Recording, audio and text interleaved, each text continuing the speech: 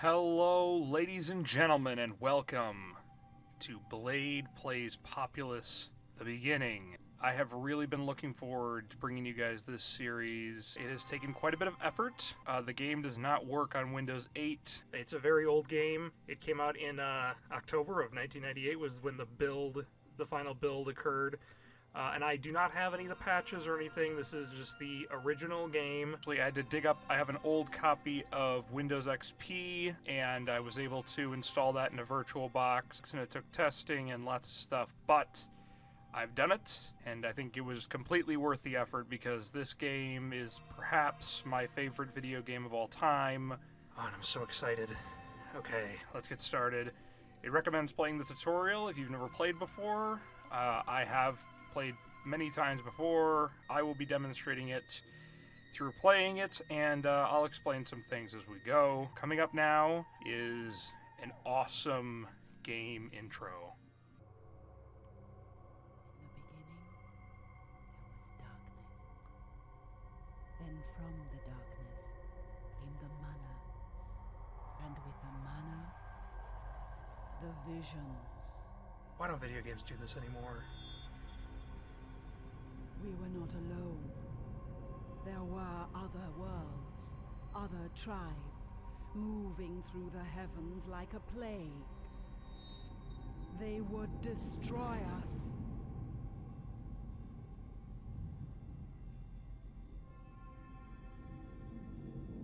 Alone in the tribe, I possessed the second sight. The manna flowed through me like fire, unleashing the magic within. The ancient legends had foretold my coming. And see, this is from 1998. This doesn't even look that outdated. I was the one destined to lead. The chosen one. The shaman. The time for peace was behind us. Now was the time for war!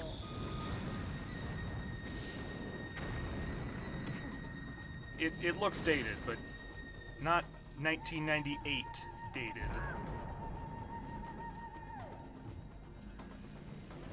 See, this is how you get somebody excited to play a video game. We would face powerful magic, the fury of the elements. Ugh.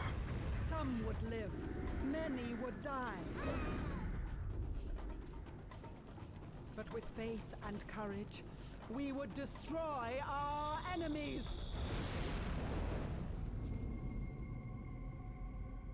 And I would become a god. Oh, I love that intro. So there you have it. That is the story behind Populous: The Beginning.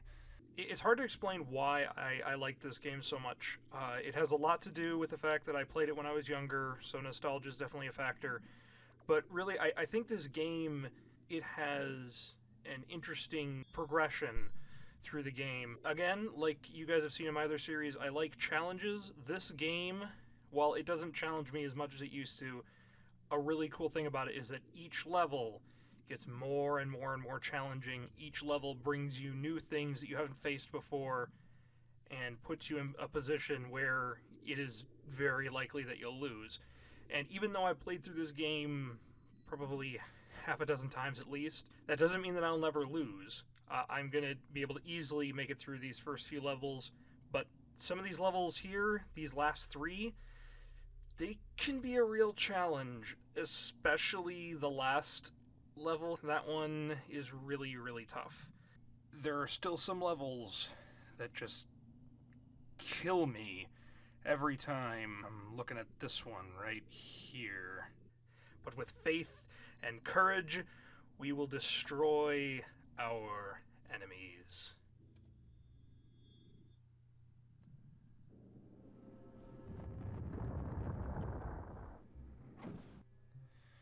I've created my reincarnation site and the settlement is nearly complete. Now we must destroy the Dakini tribe. So this is your reincarnation site. It's kind of like a spawn point. If your shaman dies, you are reincarnated there. This is the Dakini tribe that we are facing. There's their warrior training hut. There is their shaman. For here we have the Vault of Knowledge, and it contains the knowledge of the enemy. And then this here is a stone head that we can worship at to gain a bonus. In the case of this level, these first two, they each give you a spell. This is an RTS game, and so, you know, it involves some of the typical RTS stuff, like resource management, and you have to build up your settlement in order to be strong enough to take on your opponents. But it also has some things that make it distinctly different from other RTS games. So, first of all, the resource management thing, it's not actually that vital. It's not that important. It kind of falls in the background, whereas like if you play a game more like StarCraft, resource management can become a game in and of itself. In this game, there's only two resources really. The first one is wood. Each tree here has 4 units of wood, and it actually regrows over time.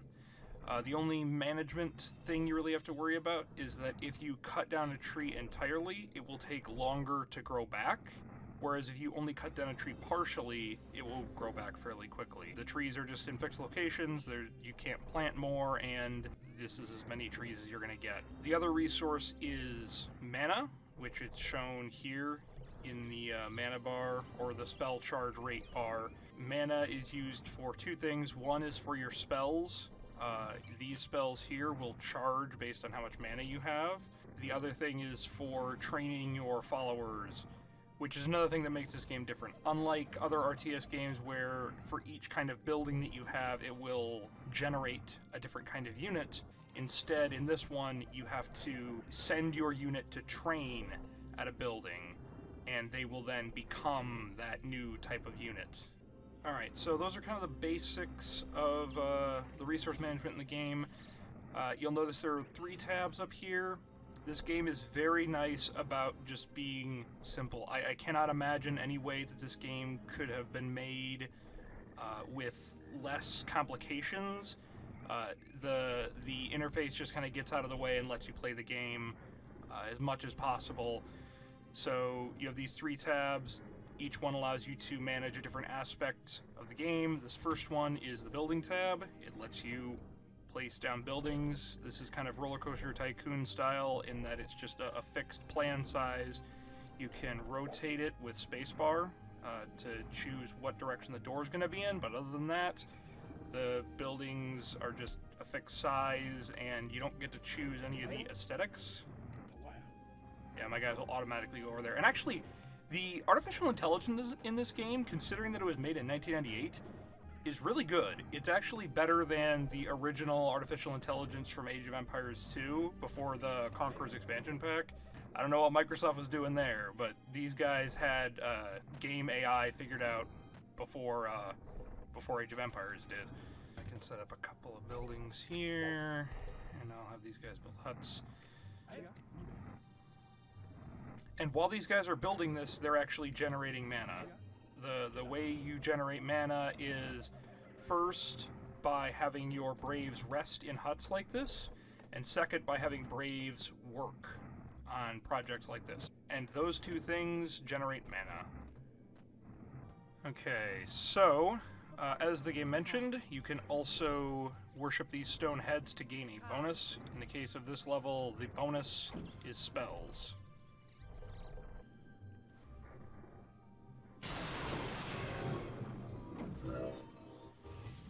So it brings up notifications down here. This one says, I've received a single shot land bridge spell. I can use it to create a path where my shaman stands to the land on which it is cast over water to create a causeway.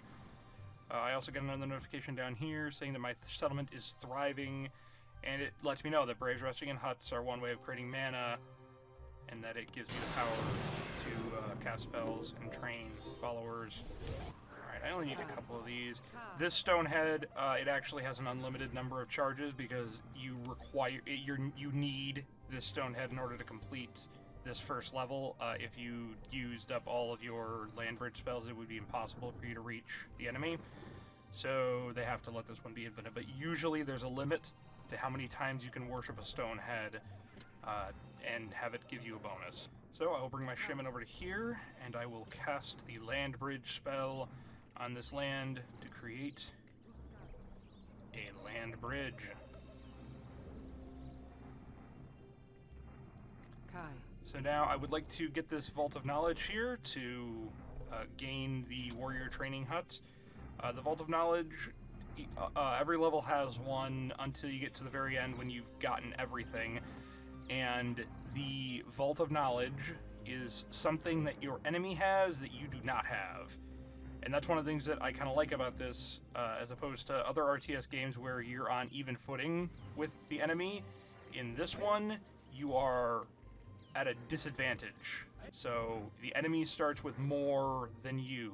Usually the enemy even starts with more buildings, more followers.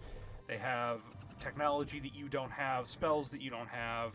So you are facing odds that are not in your favor, which is something that I actually like about this game.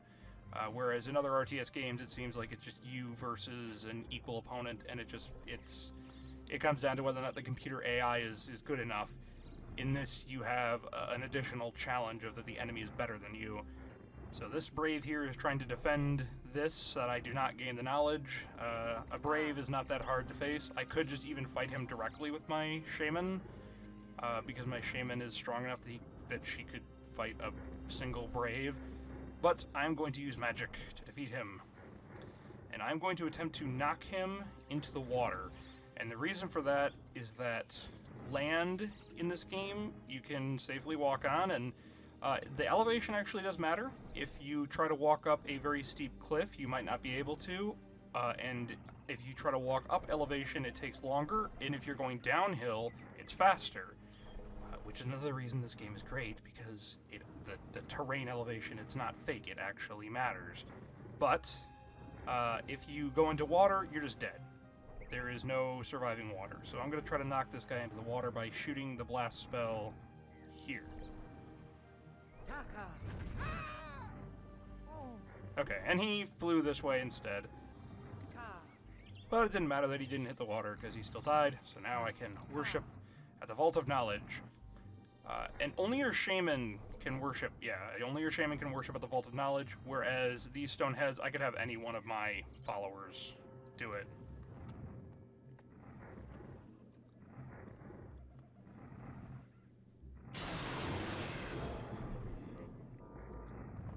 And there we are. I have stolen the Warrior Training Hut plan. I can now build one. So I'm going to have all these extra guys here who are just sitting idle. This is actually a bad thing. You don't want your braves sitting idle because they don't generate mana when they're idle. But it's okay for this first level. It's not a problem. I will worry about that more as the game goes on. So I'm going to set up a Warrior Training Hut, and I will have these followers go and build it. The more followers you have building something, the better. And there's a system to how to do this. It's better to have even numbers because what'll happen is one guy will be building and then one guy will go and be collecting wood. And collecting wood is the thing that actually progresses the building. So you want to build with even numbers of followers. Alright, so Brave sent to a Warrior Training Hut to become warriors. Training uses mana. So I'll have these guys go here. And I'll have these guys all drop their wood off. If you have your brave go to a building that's full and they're holding wood, they just drop it at the building. Okay, so I'm going to train all these guys into warriors. I do not need them.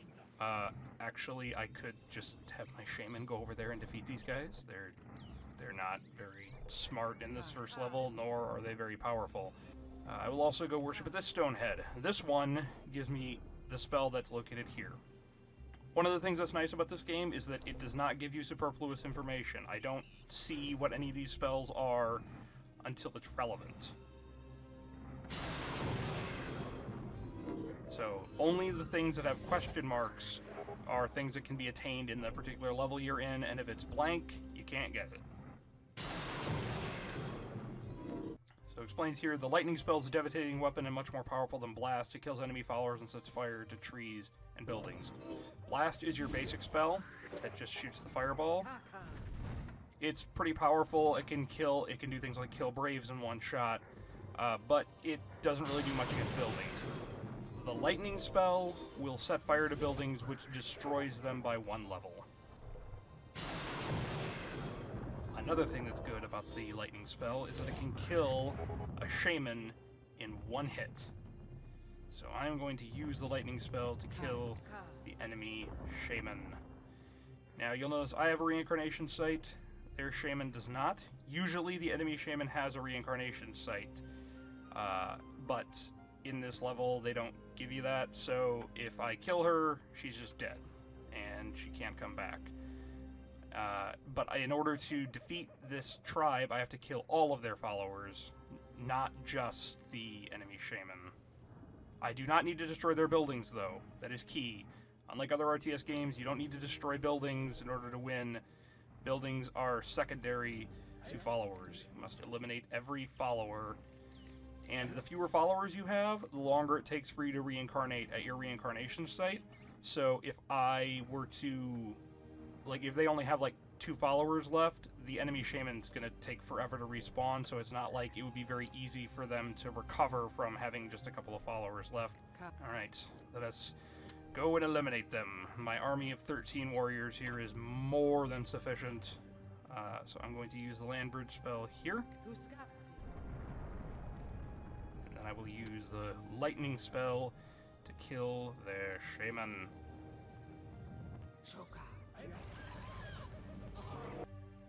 Well done, you have killed the enemy shaman and gained some of her mana. That's the other way you can gain mana, is by killing the enemy shaman. So I'm going to send these guys to go and attack. And this is going to be a pretty quick fight, because I have more than twice as many. Yeah, and then... Yep, they're going to pull the guys out of the building. And... there we go! And at the end, your followers celebrate their victory. Your shaman can still move around, but these guys are freaking out too much about how glad they are that we have won, conquered the world. Oh, nice! These guys are doing the conga line here, which it's kind of cool that they actually took the time to animate all this stuff. This is unnecessary. This is not really a part of the game in the sense that, you know, there's nothing you can do except move your shaman around at this point. You can't even control your followers. You can't do anything else. And the conga line stops, and then they occasionally will bow to your shaman, and the conga line can get going again. Like all this stuff, it's just kind of cool that they took the time to actually animate this. So now, when the level is complete, I can press spacebar. And it gives us our statistics. It took 15 minutes, and we won 11 fights. Didn't lose any fights because I had so many followers there. We destroyed 1 enemy tribe, 13 followers. These stats, they're just all the things you've done in the level, and it's kind of fun to look back and be like, aha, you know, I was able to beat the level without losing any buildings. Although in this case, that's not a big deal. In other levels, that would be a big deal, to complete it without losing any buildings or any followers at all. That's never going to happen again. I will lose followers in every level after this one. And it also, importantly, tells us which vaults of knowledge we have raided, because these things are carried over with us. The rest of this stuff, your followers, all that, you can't take with you to the next level, but the knowledge that you have acquired in each world comes with you. So next time, in the next level, we will have the Warrior Training Hut. Alright, so I just wanted to show you guys this first level here to give you guys an idea of this game, how it's played, how it works, and we will continue on in the next level. So next time, night falls. And this game you actually have to save, old-fashioned style. And I will call this Youngblade, because why not? So I have saved the game, and then I have to quit. Yes, I'm sure. Quit. And even back then, game was made 16 years ago. Even back then, you had to quit 1,000,000 times in order to actually leave the game.